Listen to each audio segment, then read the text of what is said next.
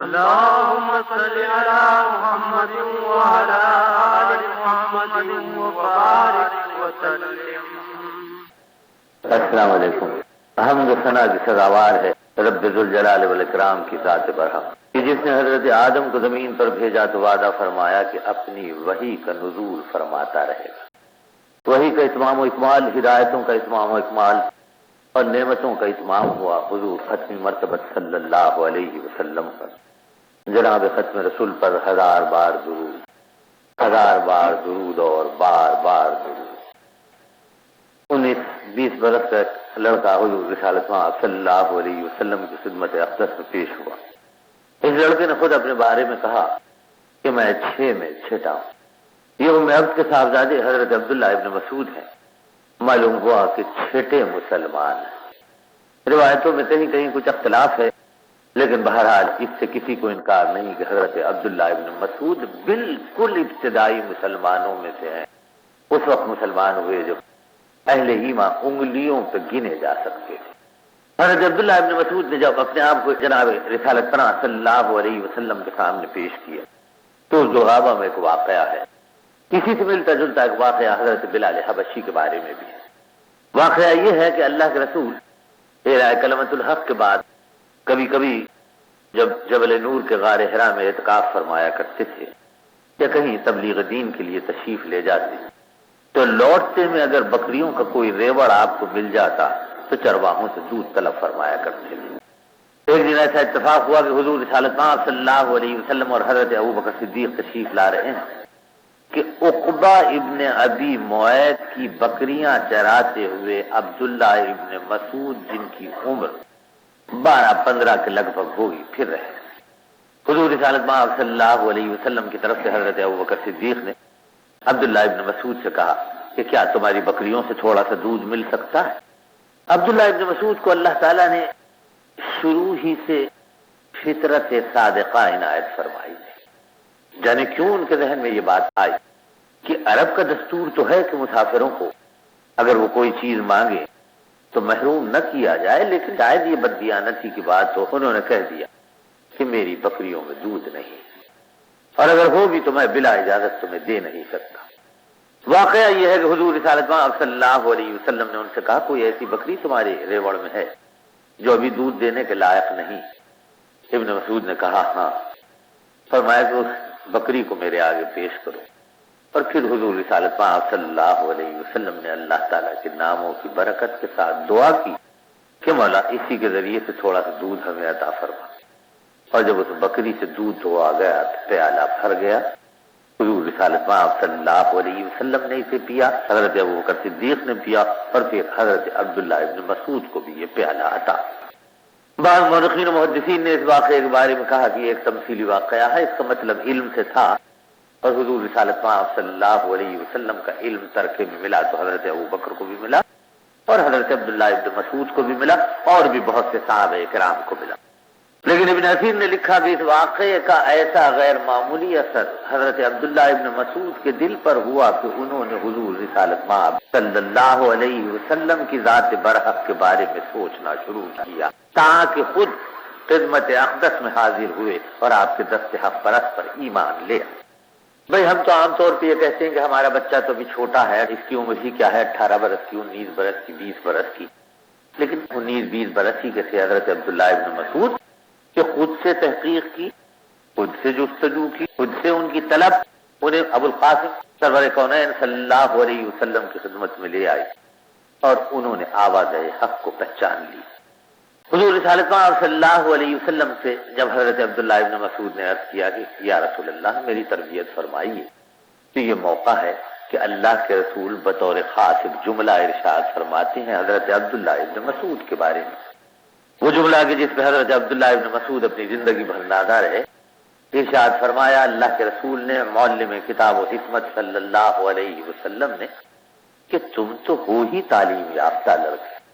یہ ایک انداز تھا، ایک طریقہ تھا حضور رسالت مآب صلی اللہ علیہ وسلم کا، ایک بشارت تھی حضرت عبداللہ ابن مسعود کو کہ اللہ تعالیٰ ان کے ظرف کو علم سے بھر دے۔ صحابہ اکرام عبداللہ ابن مسعود کے بارے میں کہا کرتے تھے معاذ ابن جبل جیسے صحابی، عبداللہ ابن عمر جیسے صحابی، حضرت ابو دردہ جیسے صحابی، حضرت سلمان فارسی جیسے صحابی کہ یہ ایک برتن ہے، یہ ایک ظرف ہے علم سے بھرا۔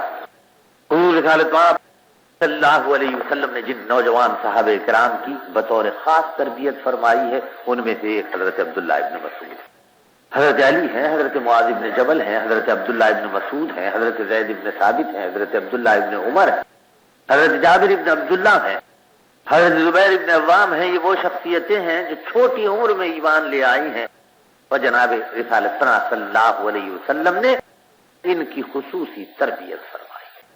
حضرت عبداللہ ابن مسعود کے بارے میں کہا جاتا ہے کہ خود مسلمان تھے، ان کی والدہ ام عبد مسلمان تھی، ان کے بھائی مسلمان تھے، پورا گھرانہ حضور اکرم صلی اللہ علیہ وسلم کے دست حق پرست پر ایمان لے آیا۔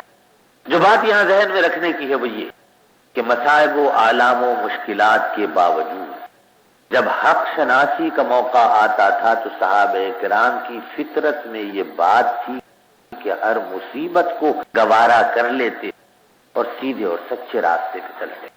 بھئی ہم میں سے کتنے لوگ ہیں جنہیں اگر یہ بتایا جائے کہ حق کے کہنے میں یہ مصیبت ہے تو حق کہنے کی طرف مائل ہوتے ہیں۔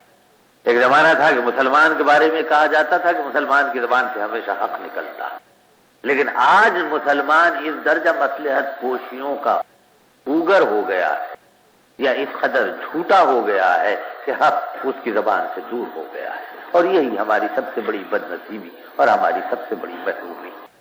حضرت عبداللہ ابن مسعود حضور رسالت مآب صلی اللہ علیہ وسلم کی خدمت میں حاضر رہتے اور کلام اللہ کی 3 آیتوں کا درس لیتے، اور جب ایک مرتبہ کلام اللہ کی 3 آیتوں کا درس لیتے تو حضور رسالت مآب صلی اللہ علیہ وسلم سے تازہ درس نہ لیتے کچھ دنوں تک۔ حالانکہ یہ عبداللہ ابن مسعود ہر وقت حضور رسالت مآب صلی اللہ علیہ وسلم کی خدمت میں حاضر رہتے تھے۔ حضرت ابو موسیٰ اشعری بیان کرتے ہیں کہ جب میں یمن سے وقت لے کے آیا حضور رسالت مآب صلی اللہ علیہ وسلم کی خدمت میں تو میں نے دیکھا کہ حضرت عبداللہ ابن مسعود اس کثرت سے اللہ کے رسول کے دربار میں حاضر رہتے ہیں کہ میرے ذہن میں تو یہ آیا کہ ضرور یہ حضور رسالت مآب صلی اللہ علیہ وسلم کے کوئی قریبی عزیز ہے۔ ہجرت کر کے جب حضور رسالت مآب صلی اللہ علیہ وسلم مدینہ النبی گئے اور مسجد نبوی کے بعد وہ اللہ کے رسول نے اپنے رہنے کے لیے حجرہ بنا لیا ہے، تو اس سے ذرا پیچھے ہٹ کے ایک زمین کا ٹکڑا حضرت عبداللہ ابن مسعود کو آپ نے عطا فرمایا تھا۔ عبداللہ ابن مسعود وہاں رہا کرتے تھے اور ہم وقت مسجد نبوی میں حاضر، مقصد صرف ایک، اور وہ مقصد یہ تھا کہ حضور رسالت مآب صلی اللہ علیہ وسلم کو دیکھیں اور آپ کی باتیں سنیں۔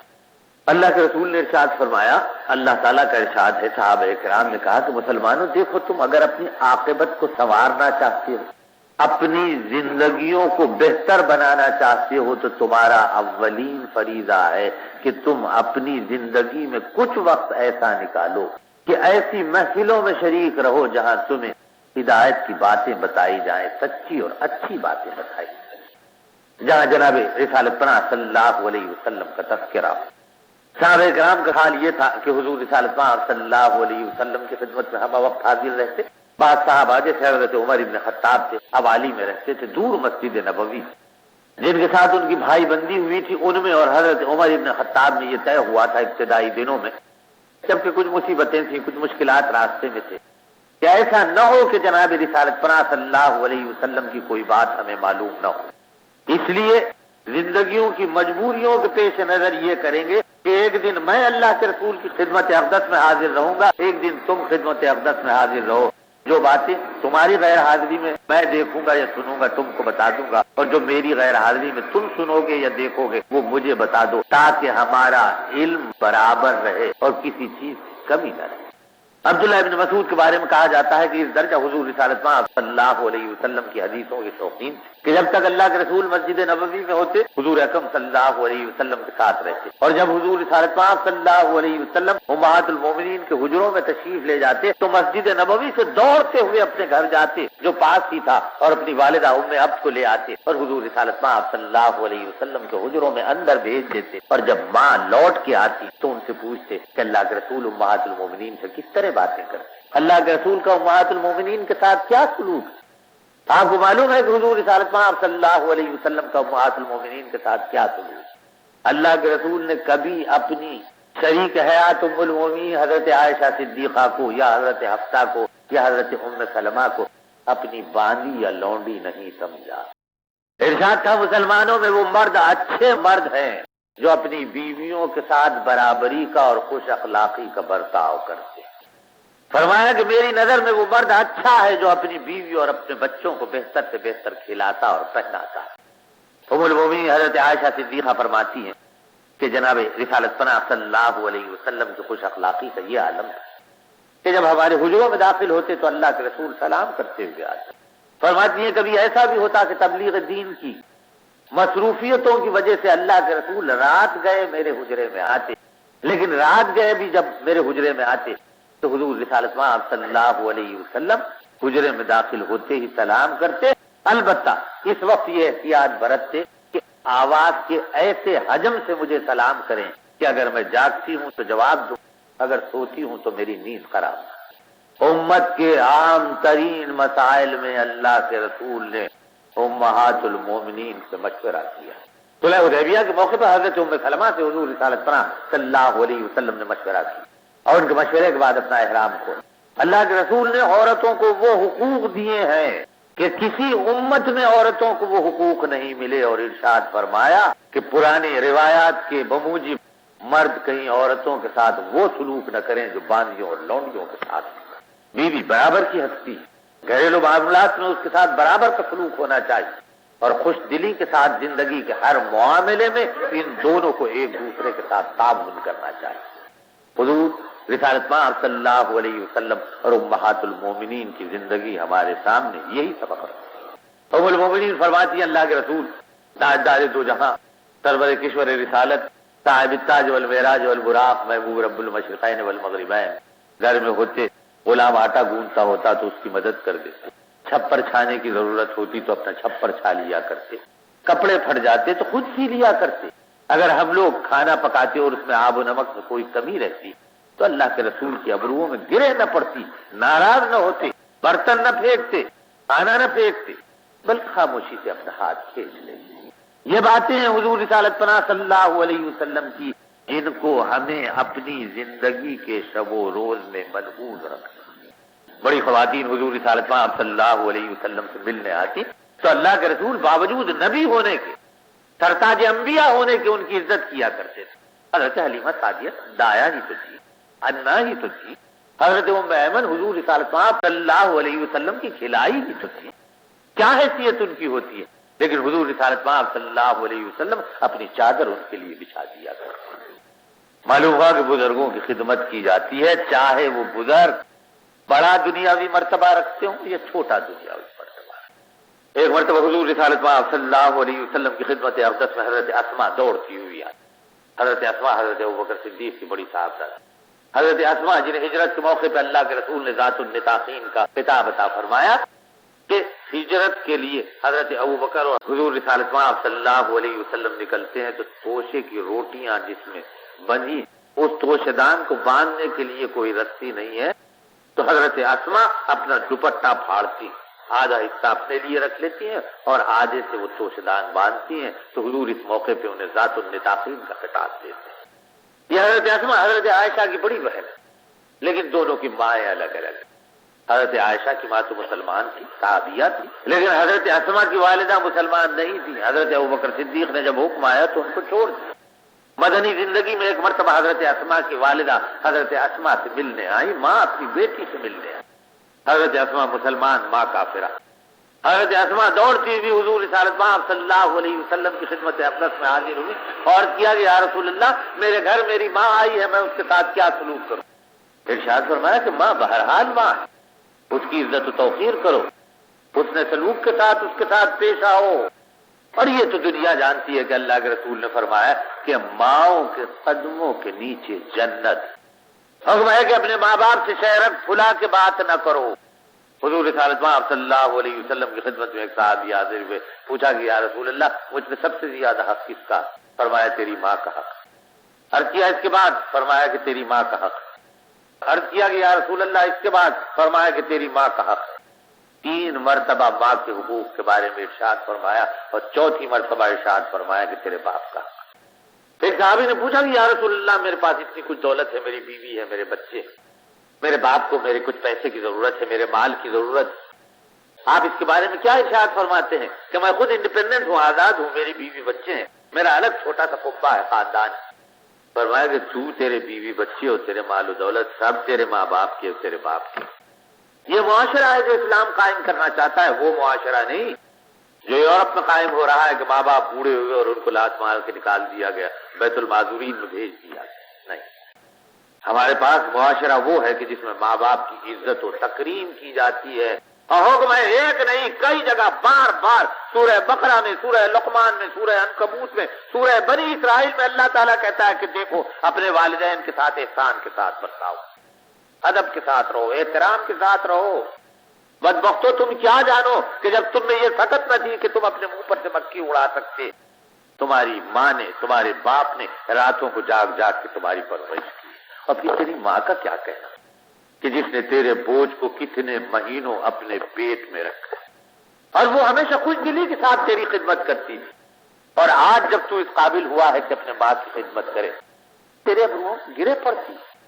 حضور رسالت مآب صلی اللہ علیہ وسلم نے حضرت اسماء سے، جو حضور رسالت مآب صلی اللہ علیہ وسلم کی سالی بھی ہوتی تھی، ارشاد فرمایا کہ ماں کافرہ ہو کہ کچھ ہو، اس کی خدمت کرنا چاہیے، اس کے ساتھ حسن سلوک کرو، اور میں کہ ہر معاملے میں ماں باپ کے احکام کی تعمیل کرو، باوجود ان معاملات کے کہ جہاں خدا اور خدا کا رسول کو چلا۔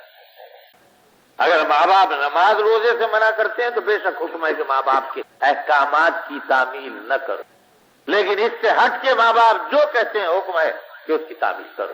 ایک مرتبہ صحابی آئے، عرض کیا کہ یا رسول اللہ میں جہاد میں شریک ہونا چاہتا ہوں۔ فرمایا کہ تیرے ماں باپ زندہ ہیں؟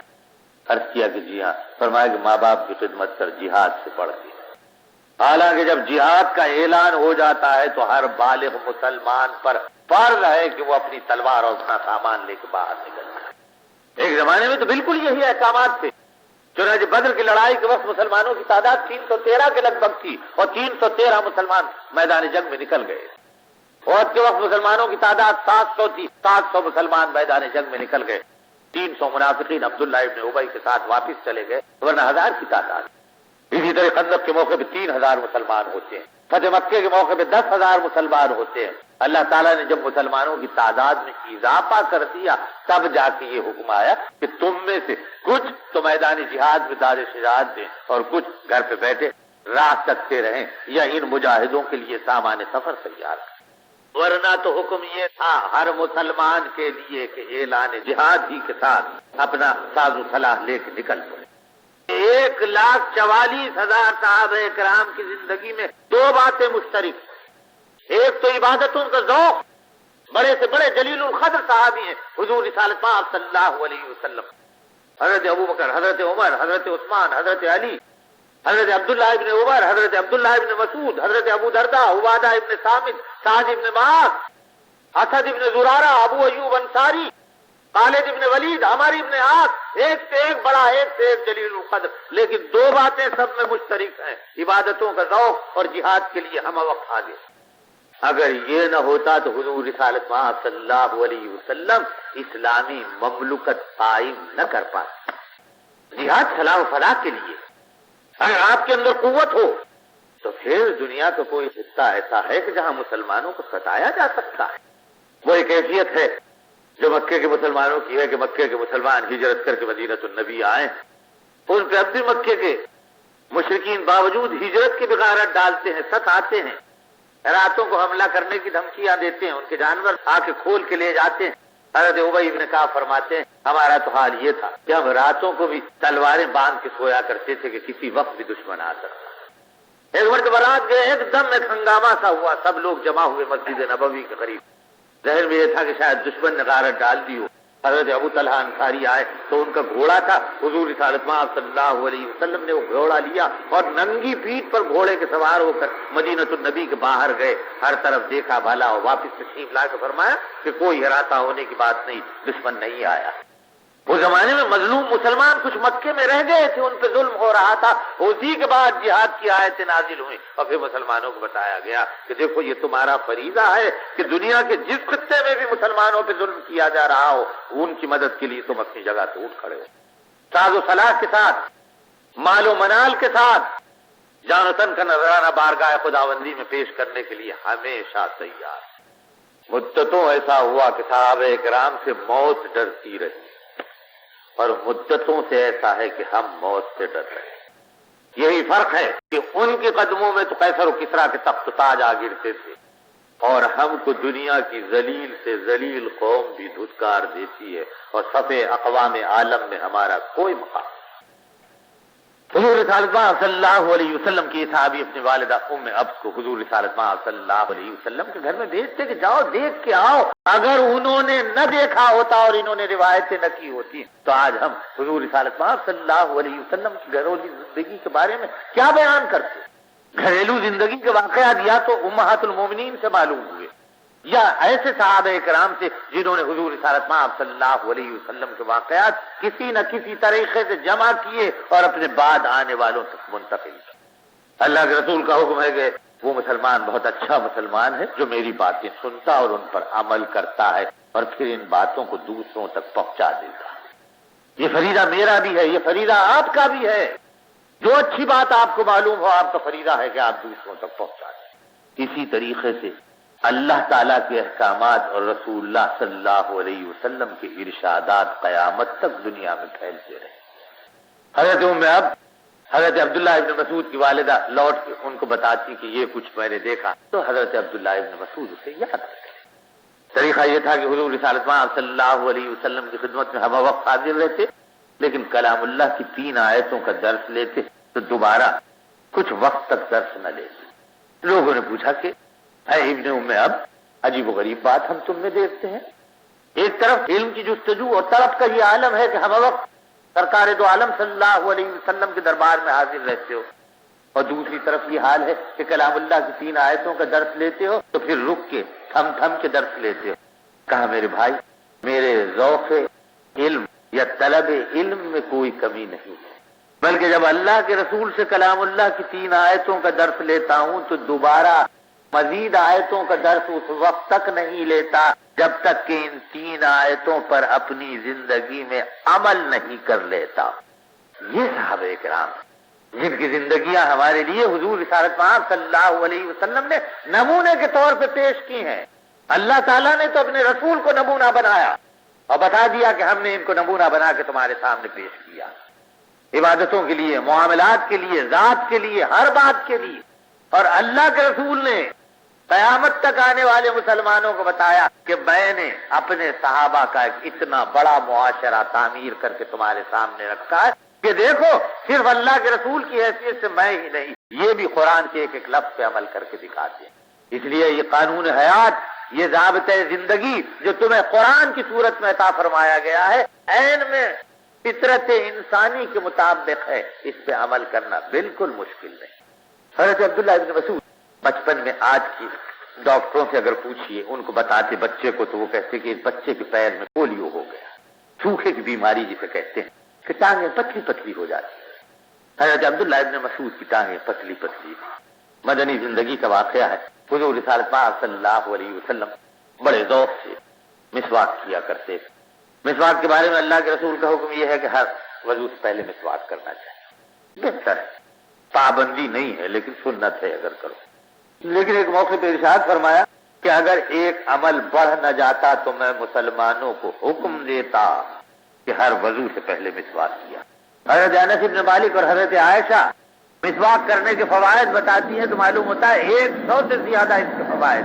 مسواک کرنے سے دانت مضبوط ہوتے ہیں، دانت میں جلا پیدا ہوتی ہے، معدے کی بیماریاں نہیں ہوتی، اور حد یہ ہے کہ بینائی میں اضافہ ہوتا ہے۔ اسلام تو بڑی پاکیزگی کا مذہب ہے۔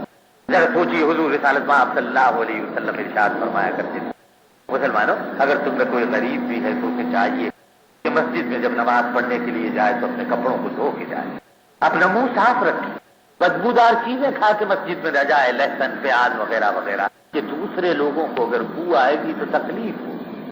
جو صحابہ اکرام محنت کرتے ان سے بھی ارشاد فرمایا کرتے تھے، کیا تم سے یہ ممکن نہیں کہ مسجد کے لیے علیحدہ جوڑا تم اپنے تیار ہو، اور اگر یہ ممکن نہ ہو تو دھو لیا کرو۔ اور لوگوں کی بات چھوڑیے، حضرت ابوبکر اور حضرت عمر جیسی شخصیتیں مسجد میں جاتی تھی تو اپنے کپڑوں کو دھو کے پہن کے جاتی تھی۔ یہ شخصیتیں تک اس لیے کہ اللہ کے رسول نظافت و پاکیزگی و طہارت کو پسند فرماتے تھے، اور ہمارے دین میں نسبات طہارت و پاکیزگی ہے۔ مسجد میں کھڑے ہیں، اللہ کے روبرو پیش ہیں، اللہ تعالیٰ ہمیں دیکھ رہا ہے، ہم اپنی آنکھوں سے اللہ تعالیٰ کو دیکھ رہے ہیں۔ مومن کو سجدے میں معراج کی کیفیت نصیب ہو رہی ہے، اور ایک ساتھ جماعت میں ڈل رہے ہیں، ڈلتے ڈلتے منہ پھاڑ کے جمائی لے رہے ہیں۔ منع کیا گیا ہے۔ یہ ہماری تہذیب، ہماری ثقافت کی باتیں ہیں۔ اللہ کے رسول کے اسوہ حسنہ میں ایک ایک چیز ہم کو ملتی ہے۔ حکم ہے کہ دیکھو مسجد جاؤ تو جو مسجد میں پہلے داخل ہو اس کا فریضہ ہے کہ سلام کر کے دہنا پیر اندر رکھے، اور جب مسجد میں جائے تو صفوں کی طرف نظر رکھے، اور امام کے قریب تر بیٹھنے کی کوشش کرے کہ جو امام کے قریب تر رہتے ہیں ان کے لیے اللہ تعالیٰ کی طرف سے زیادہ ثواب۔ اور پھر حکم یہ ہے کہ پہلے آنے والے آگے بیٹھیں تاکہ بعد میں آنے والوں کو تکلیف نہ ہو، ورنہ سامنے جگہ رکھ دی، پیچھے سے آنے والا صفوں کو چیر چیر کے لوگوں کے کندھوں پہ پیر لے جا کے آگے بڑھ رہا ہے۔ یہ بھی بات بری ہے اور وہ بھی بات بری ہے۔ ہمارا مذہب تو اس میں نظم و ضبط کا سکھانے والا مذہب ہے، ایسا ڈسپلن مذہب ہے، ایسا سائنٹیفک مذہب ہے کہ ایک ایک چیز پہ غور کیجیے تو اللہ کے رسول کے ارشادات موجود ہیں، اور وہ ارشادات ہمیں عبداللہ ابن مسعود نے سنائے ہیں، عبداللہ ابن عمر نے سنائے ہیں، حضرت علی نے سنائے ہیں، حضرت عثمان نے، حضرت عمر نے، حضرت ابوبکر نے، انہی صحابہ کرام نے۔ اور نہ صرف یہ کہ سنائے ہیں بلکہ ان پہ عمل کر کے دکھایا۔ حضرت عبداللہ ابن مسعود مسجد کی نماز ادا کرنے کے پابند۔ مسلمانوں سے کہا گیا نماز فرض وقت پہ پڑھنا، عبداللہ ابن مسعود اول وقت نماز پڑھنے کے قائل تھے، اور ہمیشہ کوشش کرتے تھے کہ نماز با جماعت مسجد میں جا کے ادا کریں، کہ قیام صلاۃ کا مقصد ہی مسجد کی نماز ہے۔ حضور رسالت پاک صلی اللہ علیہ وسلم کے یہ صحابی جن کی ٹانگیں پتلی پتلی تھی، ایک دن اللہ کے رسول کے لیے مسواک توڑنے کے لیے ایک درخت پہ چڑھتے ہیں۔ وہاں کچھ منافقین ہیں، کچھ یہود ہیں، ان کی سوکھی سوکھی پتلی پتلی ٹانگوں کو دیکھتے ہیں تو ہنسی اڑاتے ہیں۔ اللہ تعالیٰ اپنے بندوں کو پیدا کرنے والا ہے، کسی میں کوئی حکم ہے، کسی میں کوئی نقص ہے، کسی میں کوئی عیب ہے، کسی کے آنکھ میں کوئی خرابی ہے، کسی کے ناک میں کوئی خرابی ہے، کسی کے ہاتھ میں، کسی کے پیر میں۔ حکم ہے اللہ کا اور اللہ کے رسول کا کہ جسمانی نقائص بیان کر کے خبردار چڑھانا مت۔ جو ایسا کرتا ہے تو اللہ تعالیٰ کا عرش ہل جاتا ہے، اس لیے کہ اس کے دل کو بہت برا معلوم ہوتا ہے جس پہ تم اعتراض کرتے ہو۔ اس میں اس کا اپنا کوئی قصور نہیں ہے کہ اللہ تعالیٰ نے اسے اس طریقے سے پیدا کیا۔ حضرت عبداللہ ابن مسعود کی پتلی پتلی ٹانگیں لنگ یا تہمد میں سے جھانکتی ہوئی نظر آئیں تو یہودیوں نے ان کا مذاق اڑایا، ٹھٹے لگائے۔ اللہ کے رسول مسجد نبوی سے برآمد ہوئے دیکھا، بڑے جلیل القدر عالی مرتبت صحابی رسول اکرم صلی اللہ علیہ وسلم، اور سارے بازار منافقین و مشرکین اور یہود ان کا ٹھٹا اڑا رہے۔ ارشاد فرمایا کہ تم کیا جانو کہ ان ٹانگوں کی کیا اہمیت ہے؟ سن لو کہ قیامت کے دن ان کی ایک ایک ٹانگ، ان کا ایک ایک پیر بہت سے کہیں زیادہ بھاری ہوگا، اور اس کے برابر ان کو ثواب حاصل ہوگا۔ اسی بنا پہ بات صحابہ کرام نے روایت کی کہ حضرت عبداللہ ابن مسعود بھی ان جلیل القدر صحابہ کرام میں سے ایک ہیں جنہیں زندگی ہی میں اللہ کے رسول نے جنت کی بشارت دی۔ حضور رسالت پاک صلی اللہ علیہ وسلم کی یہ صحابی تمام غزوات میں اللہ کے رسول کے ساتھ شریک رہے۔ بدری صحابہ کی غیر معمولی اہمیت ہے تاریخ اسلام میں۔ فضیلتوں کے لحاظ سے حضور رسالت پاک صلی اللہ علیہ وسلم کے بعد سب سے بڑی شخصیت حضرت ابوبکر صدیق کی ہے، ان کے بعد حضرت عمر فاروق کی، ان کے بعد حضرت عثمان کی، ان کے بعد حضرت علی، ان کے بعد سب سے بڑی شخصیتیں صحابہ کرام نے عشرہ مبشرہ کی۔ عشرہ مبشرہ میں ان چار خلفائے راشدین کے علاوہ ابو عبیدہ ابن جرح، عبد الرحمن ابن عوف، زبیر ابن عوام، سعد ابن ابی وقاص، سعید ابن زید، طلحہ ابن عبید اللہ، یہ 6 اور شخصیت ہیں۔ ان کے بعد نقیبان انصار کا نمبر آتا ہے کہ جو پہلی بیعت عقبہ میں، دوسری بیعت عقبہ میں، آخری بیعت عقبہ میں جناب رسالت پناہ صلی اللہ علیہ وسلم کے دست حق پرست پر ایمان قبول کرتے ہیں، اور پھر تمام امتیوں سے بڑے اصحاب بدر ہیں جنہوں نے بدر کی لڑائی میں حصہ لیا۔ اور کچھ شخصیتیں ایسی ہیں جن کو دوہری تیری نعمتیں حاصل ہیں۔ حضرت ابوبکر سب سے پہلے ایمان لانے والے بھی ہیں، خلفائے راشدین میں بھی ہیں، حضور اکرم کے بعد بھی ہیں، بدری صحابہ میں بھی ہیں، اور تمام غزوات مشاہد میں حضور رسالت پاک صلی اللہ علیہ وسلم کے ساتھ رہے۔ حضرت عبداللہ ابن مسعود کو بھی یہ شرف حاصل ہے کہ وہ بدری صحابی بھی ہیں اور تمام غزوات مشاہدات میں حضور رسالت پاک صلی اللہ علیہ وسلم کے ساتھ رہے۔ غزوہ بدر کا موقع تھا، خود ارشاد فرماتے ہیں کہ حضور رسالت پاک صلی اللہ علیہ وسلم نے اس مرحلے پر جب مسلمانوں کو اللہ تعالیٰ نے فتح عنایت فرمائی تھی، ارشاد فرمایا کہ ذرا جاؤ اور ابو جہل کا حال دیکھ کے آؤ۔ ابو جہل جو حضور رسالت پاک صلی اللہ علیہ وسلم کا بیری دشمن تھا، اللہ کے رسول کا نام سنتا تو اس کے سینے میں آگ بھڑک اٹھتی، اس کے سر پہ گالا گاج گر بجلیاں سے گر، اور وہ حضور رسالت پاک صلی اللہ علیہ وسلم کا نام اور پیام حق سن کے چراغ ہو جایا۔ بدر کی لڑائی میں خاص طور پر وہ اپنے ساتھیوں کو لے کے آیا ہے، اسی کی وجہ سے بدر کی لڑائی ہوئی کہ وہ مشرکین آئے تھے۔ حضور رسالت پاک صلی اللہ علیہ وسلم کے دو انصاری صحابی معاذ و معوذ، چھوٹی چھوٹی عمر کے بچے تھے، 15-16 برس کے۔ 15 برس کی عمر میں تو جہاد فرض ہوتا ہے، 16 برس کے 17 برس کے بچے ہوں گے۔ حضرت عبد الرحمن ابن عوف بیان کرتے ہیں کہ لڑائی کے ایک مرحلے کے اوپر یہ دونوں میرے دائیں بائیں آ کے کھڑے ہو گئے، اور مجھ سے پوچھا کہ چچا آپ ہمیں بتا سکتے ہیں کہ ابو جہل کون ہے؟ یہ دونوں انصاری عبد الرحمن ابن عوف مکے کے رہنے والے۔ پوچھا کیا معاملہ ہے؟ کہا کہ ہم نے عہد کیا ہے آج میدان جنگ میں آتے وقت کہ جہاں ابو جہل کو دیکھیں گے فوراً اس پہ حملہ کریں گے اور اسے قتل کر ڈالیں گے۔ فرمایا کہ وہ دور دیکھتے وہ ایک آدمی گھوڑا دوڑاتے پھر رہا ہے مشرکین کی صفوں کے آگے، ترس روح ترس کلام، روکھا پھیکا چہرہ، کھڑی ناک۔ فرمایا یہی بنو مخزوم کا ابو جہل، یہ دونوں باز کی طرح جھپٹتے ہیں، تیر کی طرح لپکتے ہیں، اور کالی آندھی کی سی لپٹ جھپٹ کے ساتھ جا کر دونوں طرف سے ابو جہل پر وار کرتے ہیں، حتیٰ کہ اسے اپنے گھوڑے سے گرا۔ یہ موقع ہے کہ ابو جہل کے بیٹے اکرمہ دیکھتے ہیں اور ان دونوں بھائیوں میں سے ایک کے اوپر حملہ کرتے ہیں اس طریقے سے کہ اس کا ہاتھ کاٹ دیتے ہیں۔ ہاتھ صرف تسمے سے لٹکا رہتا ہے، بایاں ہاتھ صرف تسمے سے لٹکا رہتا ہے، دائیں ہاتھ سے تلوار لیا یہ مجاہد اسلام برابر دشمنوں کی صفوں میں بے درنگ گھس جاتا ہے۔ دیکھتا ہے بایاں ہاتھ جو تسمے سے لٹکا ہوا ہے آڑے آتا ہے تو چشم فلک نے یہ نظارہ دیکھا کہ یہ نوجوان مجاہد اپنے پیر کے نیچے ہاتھ کے اس حصے کو رکھتا اور جھٹکا مار کے اسے توڑ دیتا اور دشمنوں پہ حملہ کرتا ہے۔ 15-17 برس کے صحابہ کرام ہیں جن کے اندر یہ جرأت ہے، یہ جانے جوانان جری تیغ بکاف جب میدان جنگ میں نکلتے تھے تو مشرکین کے بڑے بڑے سورما اپنا منہ پھیرتے تھے۔ ابو جہل کو کیفر کردار کو پہنچانے والے یہی معاذ و معوذ۔ حضور رسالت پاک صلی اللہ علیہ وسلم حضرت عبداللہ ابن مسعود سے ارشاد فرماتے کہ ذرا جاؤ دیکھ کے آؤ کہ ابو جہل کا کیا حشر ہوا۔ ابو جہل جس کے بارے میں حضور رسالت پاک صلی اللہ علیہ وسلم نے پہلی ہی پیشین گوئی فرما دی تھی کہ اسے مار دیا جائے گا اس جنگ۔ حضرت عبداللہ ابن مسعود جاتے ہیں، دیکھتے ہیں معاذ اور معوذ کے کاری زخموں کی وجہ سے ابو جہل میدان بدر میں ایڑیاں رگڑ رہا، لیکن طبیعت کی نقوت اس وقت بھی نہیں گئی۔ عبداللہ ابن مسعود قریب پہنچتے ہیں تو سانپ کی طرح پھنکارتا ہے، دیکھتا ہے کہ ایک اہل ایمان قریب آ رہا ہے تو کہتا ہے پرے ہٹ جاؤ، بکری چرانے والے پرے ہٹ جاؤ، تم کہاں آ رہے ہو؟ اور عبداللہ ابن مسعود آگے بڑھ کے اس کا سر اتار لیتے اور حضور رسالت پاک صلی اللہ علیہ وسلم کے سامنے لا کے پھینک دیتے ہیں کہ یہ دشمن خدا، دشمن دین خدا، دشمن رسول خدا ہے، جس کے سینے میں نفرت کا کالا دھواں تھا، جس کی سانسوں میں افعی کی پھنکار۔ یہ عبداللہ ابن مسعود باوجود اس کے کہ دبلے پتلے تھے، باوجود اس کے کہ ان کے پیروں میں سوکھے کا مرض تھا، اعلان جہاد ہوتا تو ایک لمحے کے لیے اپنے گھر میں نہ بیٹھتے، ساز و صلاح سے لیس ہو کے میدان جنگ میں چلے آتے۔ حضور رسالت پاک صلی اللہ علیہ وسلم کے ساتھ تمام جنگوں میں شریک ہوئے۔ فرماتے ہیں کہ حنین کی لڑائی میں جب جناب رسالت پاک صلی اللہ علیہ وسلم مجاہد اعظم صلی اللہ علیہ وسلم فتح مکہ کے بعد حنین گئے ہیں، اس لڑائی میں میں بھی حاضر۔ مسلمانوں کی تعداد 12,000 تھی، ان کے اندر 2,000 کی تعداد ان لوگوں کی تھی جو فتح مکے کے بعد ایمان لے آئے۔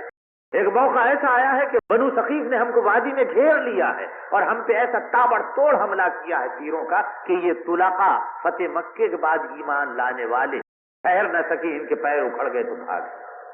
یہ بھاگے تو ہماری فوج میں ایک افراتفری میں ہم 50, 60 یا 70 آدمی تھے جو حضور رسالت پاک صلی اللہ علیہ وسلم کے پاس رہ گئے۔ میں حضور رسالت پاک صلی اللہ علیہ وسلم کے قریب ہی تھا، میں نے دیکھا کہ حضور اپنی سواری پر سے نیچے جھکے جا رہے ہیں۔ میں نے عرض کیا کہ اے اللہ کے رسول، اللہ تعالیٰ نے تو آپ کو رفتیں عطا فرمائی ہیں، آپ اسی طریقے سے اپنے اونٹ پہ بیٹھے رہیے۔ فرمایا کہ میں اس غرض سے نہیں جھک رہا ہوں، ارشاد فرمایا کہ مجھے کچھ تھوڑی سی مٹی چاہیے، تم نیچے سے ایک مٹھی بھر مٹی اٹھا کے۔ حضرت عبداللہ ابن مسعود کہتے ہیں کہ میں نے مٹھی بھر مٹی اٹھا کے حضور رسالت پاک صلی اللہ علیہ وسلم کو دی، اسے پڑھ کے آپ نے دشمنوں کی طرف پھینکا اور پھر لڑائی کا تنور ایسا گرم ہوا اور مسلمانوں نے وہ داد شجاعت دی کہ دشمنوں کا منہ پھیر۔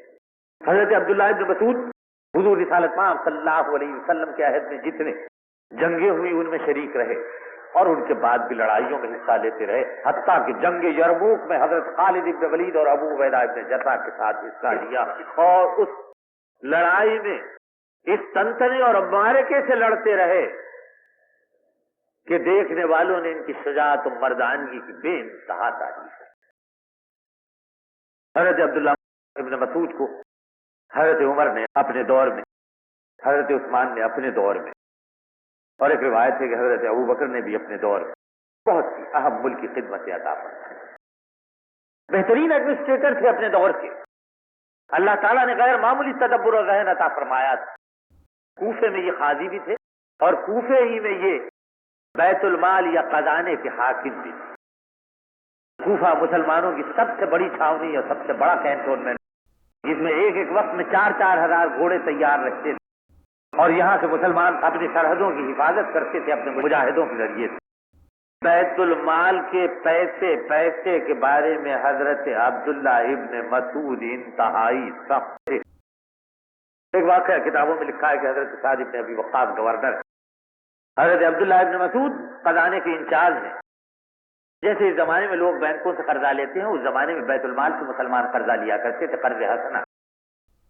وہ باتیں جو نظام اسلام اگر یہاں رائج ہو تو انشاءاللہ تعالی یہاں بھی شروع ہو جائیں گے۔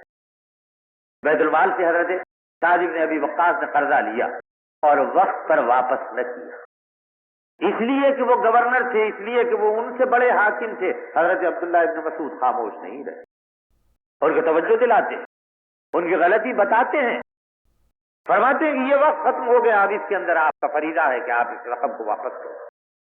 یہ جرأت صحابہ کرام میں تھی کہ حق بات کہنی ہوتی تو ہر جگہ کہتے تھے، اور وہاں ذاتی تعلقات کی بندھنوں کا خیال نہ کرتے۔ مسلمانوں کیا بے لوثی تھی صحابہ کرام کی، اور کیا مقام ہے صحابہ کرام کا کہ ان کی محبتیں اللہ تعالیٰ کے لیے تھی اور ان کی نفرتیں اللہ تعالیٰ کے لیے۔ یہی وہ چیز ہے جس کی وجہ سے دنیا کا پاکیزہ ترین معاشرہ بنتا ہے۔ ہم سے پوچھئے تو ہم کہیں گے صاحب بے شک ووٹ ایک امانت ہے، حکم ہے کہ دیانت داری کے ساتھ دیجئے، لیکن یہ تو میرے قصبے کا آدمی ہے، میری پارٹی کا آدمی ہے، میرے ساتھ کھلا کام کرتا ہے، وہ بہتر سے بہتر ہے، میں اسے نہ دوں گا، اپنی پارٹی کے آدمی کو دوں گا۔ یہ بات مغربی جمہوریت ہمیں سکھا دے، لیکن اسلام یہ معیار ہمارے سامنے نہیں ہے۔ مسلمان ہیں تو سب بھائی بھائی ہیں، اپنے یا غیر ہونے کا سوال نہیں۔ یہ مختلف پارٹیوں والی بات ہی بالکل غلط ہے اسلام میں، لیکن اگر ہے بھی تو ووٹ ایک امانت ہے۔ حکم ہے قرآن میں، اللہ کے رسول نے فرمایا کہ امت کے مسائل مشورت کے ساتھ حل ہوں گے، اس لیے مشیر امت کے جو ہوں گے تمہارے نمائندے، ان کو اچھا اور بہتر آدمی ہونا چاہیے، اس لیے ایسے آدمی کا انتخاب کرو جو سب میں بہتر اور اچھا، یہ نہیں کہ مخصوص اپنی پارٹی کے آدمی کا انتخاب کرو۔ حضور رسالت مآب صلی اللہ علیہ وسلم کے صحابہ کرام نے یہی کر کے دکھایا۔ جامع کمالات شخصیتیں تھیں صحابہ کرام کی، عبادتیں ہیں تو ان میں اس درجہ منہمک ہے کہ لوگ سوچتے تھے کہ فرشتوں سے بڑھ کے یہ عبادت کرنے والے۔ جنگ کا موقع ہوتا تو لوگ سمجھتے تھے کہ ان کی زندگی تمام تر جہاد ہی کے لیے وقف ہے، اس کے سوا شاید کوئی اور کام نہیں کرتے، اور جب ایڈمنسٹریشن پہ آتے تھے تو معلوم ہوتا ہے کہ ان سے بہتر ایڈمنسٹریٹر کوئی اور ہے۔ ہمارا دین تو وہ دین ہے کہ جس کے اندر دنیا پوری طریقے سے شامل ہے۔ یہ نہیں کہ مولوی صاحب کا کام صرف یہ ہے کہ مسجد میں نماز پڑھائیں یا مسجد میں اذان دے دیں، خزانے کا کام فلاں صاحب کریں گے، بینک کاری فلاں صاحب کریں گے، فلاں صاحب نہیں۔ مسلمان ہر جگہ پہنچنے والا، ہر کام کرنے والا اور تفسیر کائنات کرنے والا۔ اللہ کے رسول مسجد میں نماز پڑھاتے ہیں، امام الانبیاء۔ اللہ کے رسول اسلامی مملکت قائم کرتے ہیں۔ اللہ کے رسول اپنے گھر میں باپ ہیں، اپنے گھر میں شوہر ہیں۔ اللہ کے رسول اسلامی مملکت کی سب سے بڑی عدالت کے سب سے بڑے قاضی ہیں۔ اللہ کے رسول اپنے گھر میں خود خدمت گزار ہیں۔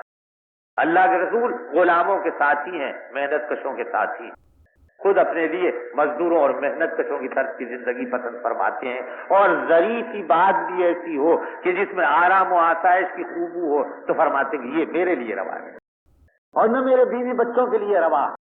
اس کا یہ مطلب نہیں کہ مسلمانوں کو اللہ کے رسول نے خوشحال زندگی بسر کرنے سے روکا ہے، نہیں۔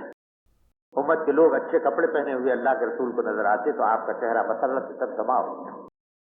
صحابہ کرام خوشبو لگا کے آتے تو حضور رسالت مآب صلی اللہ علیہ وسلم خوش ہو. عبد الرحمن ابن عوف کے معاشی حالات بہتر ہوئے تو حضور رسالت مآب صلی اللہ علیہ وسلم نے بے اختیار اپنی مسرت کا اظہار فرمایا. ہم کو تو حکم ہے کہ معاشی محاذ پہ، عسکری محاذ پر، علمی محاذ پر، اخلاقی محاذ پر پوری قوت کے ساتھ اپنے آپ کو مضبوطی سے تیار رکھیں. یہ ہے اسلام. ہمیں یکرخی زندگی کی طرف نہیں لے. معاف کرنا، بعض باتیں ایسی ہوتی ہیں جو آپ کو سننا پڑتی ہیں. ان میں سے ایک بات یہ ہے کہ ہم لوگوں کی زندگی میں آج کیا چیز ہے؟ ہم نے اللہ تعالیٰ سے اپنا رشتہ توڑ لیا. صحابہ کرام نے حضور رسالت مآب صلی اللہ علیہ وسلم کے ارشاد پر اپنا رشتہ اللہ تعالیٰ سے جوڑا تھا. ہم بیچ میں مختلف لوگوں کو لے آتے ہیں. کچھ جاندار ہیں، کچھ بے جان ہیں. کچھ قبریں ہیں کہ جن کی ہم پرستش کرتے ہیں، کچھ اصحاب ہیں کہ جن کی ہم پرستش کرتے ہیں. حضرت عبداللہ ابن مسعود ایک مرتبہ اپنے گھر میں پہنچتے ہیں، دیکھتے ہیں کہ ایک بڑھیا ان کی بیوی زینب کے ساتھ. ان کی بیوی حضرت زینب دباغت کا کام کرتی تھی اور پیسہ کماتی تھی. حضرت عبداللہ ابن مسعود دیکھتے ہیں کہ ان کی بیوی حضرت زینب کو ایک بڑھیا کوئی چیز پہنا رہی ہے. یہ پہنچتے ہیں تو ان کی بیوی زینب اس چیز کو چھپانے کی کوشش کرتی ہیں اپنے دوپٹے میں. کے قریب پہنچتے ہیں، ساگا ان کے گلے میں دیکھتے ہیں، پوچھتے ہیں کہ یہ کیا چیز ہے. وہ ڈرتی ہیں، سہم جاتی ہیں. آخر میں اقرار کرتی ہے کہ یہ تعویذ ہے جو میں نے پہن رکھی. عہد جاہلیت میں تعویذوں کا، گنڈوں کا بڑا رواج ہے. جب مسلمان صراط مستقیم سے بھٹکتا ہے تو ان چیزوں کی طرف جاتا ہے. اصابہ میں، تہذیب التہذیب میں، عبد الغابہ میں حضرت عبداللہ ابن مسعود کے بارے میں یہ روایت ہے کہ انہوں نے اپنی بیوی کے گلے میں سے تعویذوں، گنڈوں اور فلیتوں کا وہ ہار نکال کے پھینکا اور فرمایا کہ سن لو کہ اللہ کے رسول نے واضح الفاظ میں فرمایا ہے کہ یہ شرک ہے. جو میں نے ابو داؤد اٹھا کے دیکھ لیجیے. بعض لوگوں نے حضرت عبداللہ ابن عمر ابن عاص کے بارے میں ایک روایت بیان کی ہے کہ انہوں نے بچوں کے گلوں میں تعویذیں لٹکائی تھی لیکن وہ گھڑی ہوئی ہے. آپ نے کبھی سنا کہ حضور رسالت مآب صلی اللہ علیہ وسلم نے اپنی صاحبزادی حضرت زینب کے گلے میں تعویذیں ڈالی تھی، حضرت رقیہ کے گلے میں تعویذیں ڈالی تھی، حضرت فاطمہ کے گلے میں تعویذیں ڈالی تھی، حضرت ام کلثوم کے گلے میں تعویذیں ڈالی تھی، یا حضرت فاطمہ نے اپنے صاحبزادے حضرت حسن کے گلے میں تعویذیں ڈالی تھی، حضرت حسین کے گلے میں تعویذیں ڈالی تھی، یا حضرت فاطمہ کی سب سے بڑی صاحبزادی حضرت ام کلثوم کے گلے میں تعویذیں ڈالی تھی. یا صحابہ کرام میں سے کسی کے بچوں کے نام آپ بتا سکتے ہیں کہ جن کے گلوں میں تعویذیں. یہ جو ارض ہمالیہ میں ہم رہنے لگے اور دین سے ناواقف لوگ جب ایسے لوگوں کے پاس جانے لگے جو بیٹھ کے کھانے کے عادی تھے اور نذرانے وصول کرنے کے، تو انہوں نے ایک ڈھونگ رچایا.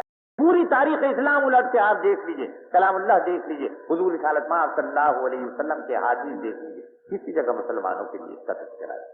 قرآن میں، قرآن کے الفاظ میں تاثیر ہے، بے شک بہت بڑی تاثیر ہے. زیادہ سے زیادہ جو بات معلوم ہوتی ہے حضور رسالت مآب صلی اللہ علیہ وسلم کلام اللہ کی آیتیں، صحابہ کرام کلام اللہ کی آیتیں ہاتھوں پہ دم کر کے جسم سے پھیرا کرتے ہیں. کمزور عقیدے کی عورتیں ہیں، گلاس کے گلاس، بوتلوں کی بوتلیں مسجدیں بھیج رہی کہ حضرت صاحب پڑھ کے پانی میں پھونک کے دیں گے، حضرت صاحب کے جراثیم پانی میں منتقل اور جس کو پلایا جائے گا اس کو وہ جراثیم منتقل. ہمارا مذہب تو پاک مذہب ہے. اللہ کے رسول کا حکم ہے پینے کی چیزوں پہ ڈھانک کے رکھو، ان کو خراب ہونے نہ دو. بے شک دوسری طرف جب یہ بتانا تھا کہ مسلمان برابر ہیں، ایک دوسرے کا جھوٹا کھایا جا سکتا ہے، کافر نہیں ہے کہ تمہارے منہ کا جھوٹا نہیں کھایا جا سکتا. لیکن جہاں نزہت و پاکیزگی کا مطلب ہے وہاں یہ چیزیں بھی موجود ہیں. حضور رسالت مآب صلی اللہ علیہ وسلم کے صحابی حضرت عبداللہ ابن مسعود جو جلیل القدر عالی مرتبت صحابی ہیں، جو خود کہا کرتے تھے کہ کلام اللہ کی ایک ایک آیت کب نازل ہوئی، کہاں نازل ہوئی، کس موقع پہ نازل ہوئی، اس کا علم جتنا مجھے ہے بہت کم لوگوں کو ہوگا، مجھ سے پوچھتے. وہ اپنی بیوی، اپنی شریک حیات حضرت زینب سے کہتے ہیں کہ یہ ڈنڈے، تعویذیں اور فلیتیں اتار دو کہ اللہ کے رسول فرماتے ہیں کہ یہ شرک. جب ایمان کمزور ہو جاتا ہے تو آدمی ان چیزوں کی طرف مائل ہوتا ہے. چھوٹے بچے پیدا ہوتے ہیں تو ایک چھری رکھ دی جاتی ہے، راستے میں ایک تلوار لٹکا دی جاتی ہے، نال کو جلا کے رکھ دیتے ہیں. کیسی کیسی توہمات ہیں جن کے اندر ہم اسیر ہو گئے. تیسری کا چاند دیکھتے ہیں تو سمجھتے ہیں کہ ہماری قسمت بدل جاتی ہے. کالی بلی راستہ کاٹتی ہے تو سمجھ جاتے ہیں کہ صاحب اب یہ کام تو خراب ہو گیا. رات فلاں چیز ہم نہیں کر سکتے کہ ہماری ساس نے منع کیا ہے، ہمارے سسرے نے منع کیا ہے. ان کا اسلام سے چھوٹتا ہے. یہ تو ایمان کی کمزوری کی علامتیں ہیں. ہم کو تو شگون لینے کا حکم ہی نہیں، اور اگر شگون لینے کا حکم ہے تو حکم ہے کہ اچھے شگون لیا کرو، برے شگون کا کوئی سوال نہیں. آنکھ فرق رہی ہے لہذا آج نوکری پہ نہیں جائیں گے، کیوں صاحب پتہ نہیں رات کے حصے میں کیا ہو جائے. یہ بت پرستوں کی باتیں ہیں، یہ مسلمانوں کی باتیں نہیں ہیں.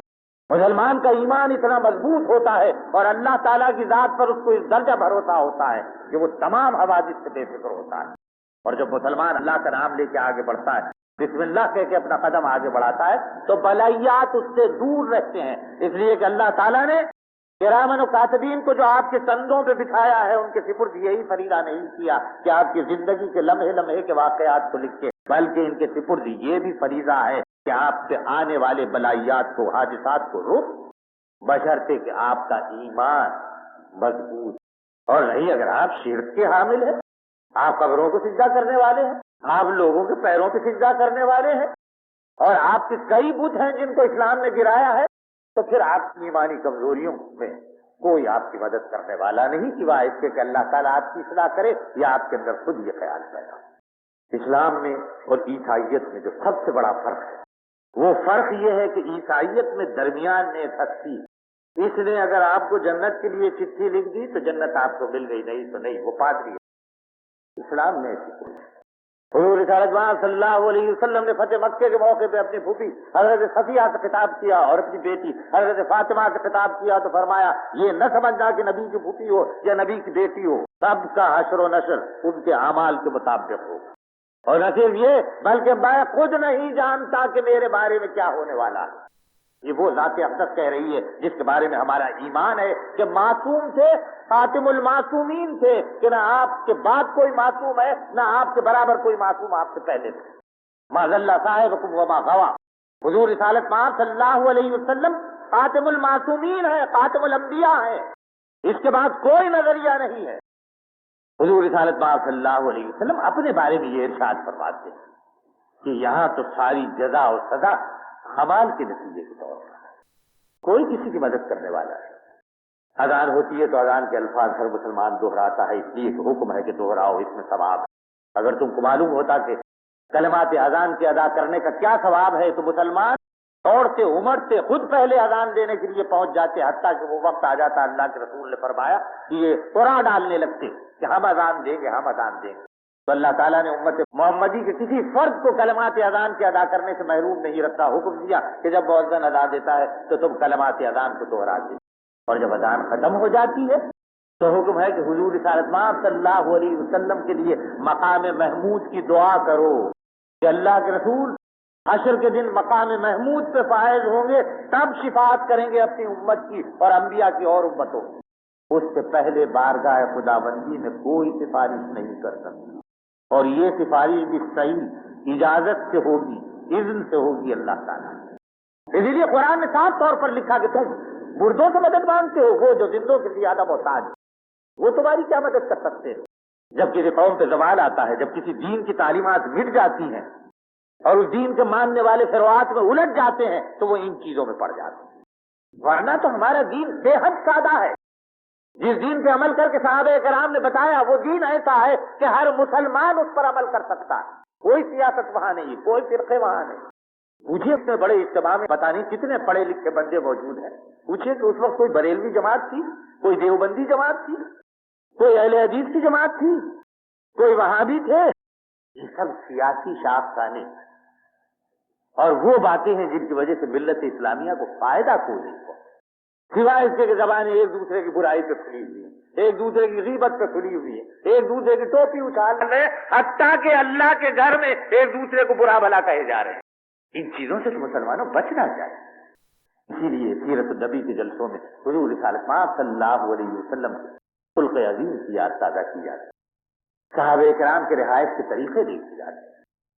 کہاں دین نے یہ کہا ہے کہ مسلمانوں آپس میں ایک دوسرے سے لڑو, اسے تو فتنہ قرار دیا گیا, اس سے تو بچنے کا حکم ہے. مسلمانوں نے تو حضور رسالت صلی اللہ علیہ وسلم کے ہاتھ پر ایک دوسرے کی خیر خواہی اور محبت کے لیے بیعت کی ہے.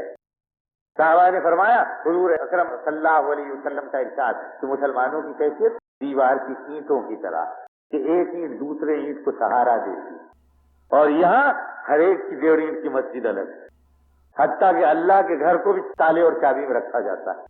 ان چیزوں سے بچنے, اگر آپ جاگتے رہے, اگر آپ ہوشیار رہے, اگر آپ کے دل میں توہمات نہ رہے, آپ سیدھے راستے پہ چلتے رہے, تو پھر یہ گمراہیاں آپ کے اللہ کے فضل و کرم سے ہمیشہ دور رہے.